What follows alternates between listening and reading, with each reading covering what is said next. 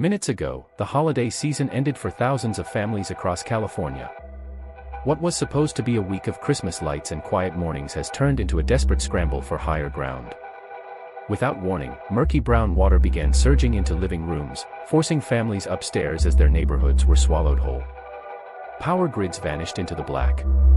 Streets turned violent. This isn't just a heavy rainstorm. What you're seeing is the opening act of a historic disaster, fueled by a weather system that hasn't even hit its peak. The next 72 hours will be the difference between getting out and being swept away. In the heart of downtown, a siren wails, its sound muffled by the roar of water rushing through an intersection. In the flicker of emergency headlights, the scene is chaotic. Streets have transformed into rivers, underpasses have become drowning traps.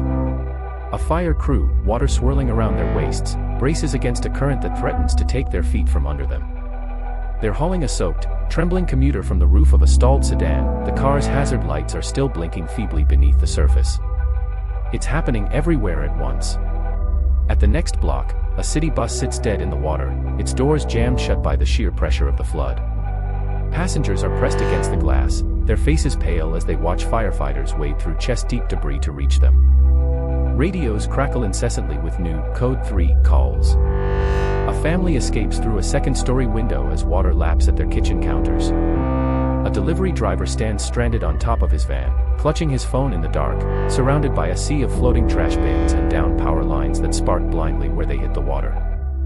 For Engine Company 57, the logbook is a map of a disappearing city, an underpass where cars are bobbing like buoys, a cul-de-sac where water is pouring through garage doors like a dam break, an elderly resident trapped on a second floor with no way out. There is no pause. No time to regroup. The line between safety and catastrophe is now being measured in inches. But this isn't just a local crisis.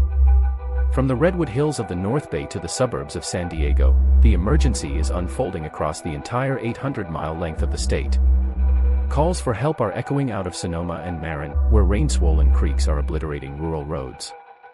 In the Bay Area, public safety channels are a pulse of simultaneous rescue requests. San Jose crews are battling the rising tide of Coyote Creek, while Alameda County responders struggle with blocked drains and flooded highways. To the south, the crisis is just as grim.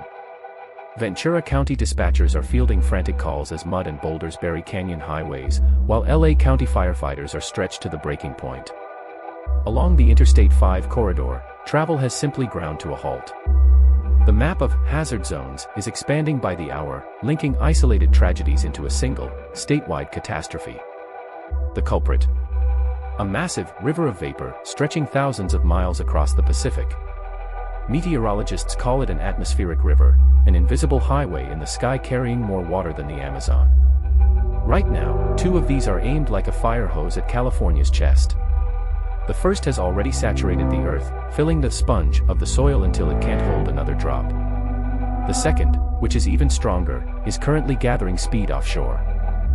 When that second wave hits, the water will have nowhere to go.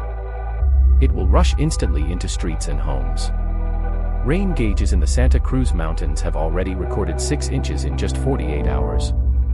In the Sierra foothills, 50 miles per hour gusts are toppling trees into power lines, and the incoming rainfall is expected to hit 1 inch per hour. That is the speed at which hillsides turn into liquid. In burn scars left by the Bobcat and Dixie fires, the ground is primed to collapse into debris flows that can bury a house in seconds.